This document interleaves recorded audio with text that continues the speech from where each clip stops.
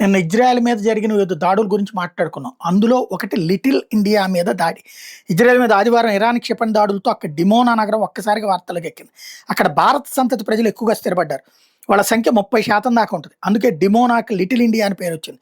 క్రీస్తుపూర్వం 175లో సెల్యూసిడ్ సామ్రాజ్యాన్ని ఏలిన అంటియోకస్ 4 ఎపిఫానిస్ అరాచకాలను తాళలేక కొందరు యూదులు భారత్లోకి కొంకణ్ ప్రాంతానికి వలస వచ్చారని చరిత్ర చెబుతుంది.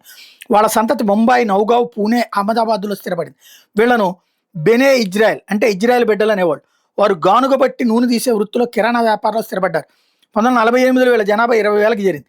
ఇజ్రాయెల్ స్వాతంత్రం ప్రకటించుకోవడంతో వాళ్ళు స్వదేశం చేరి కొత్తగా నిర్మించిన డిమోనా సిటీలో స్థిరపడ్డారు. నగరంలోని 39,000 జనాభాలో భారత సంతతి వ్యక్తులు 7,500 దాకా ఉంటారని గణాంకాలు చెబుతున్నాయి.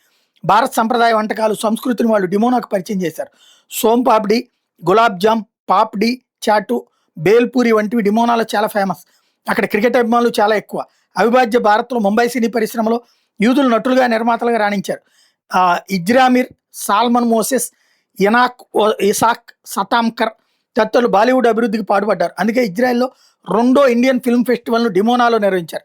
గత నవంబర్లో జరిగిన ఈ వేడుక సూపర్ హిట్ అయింది.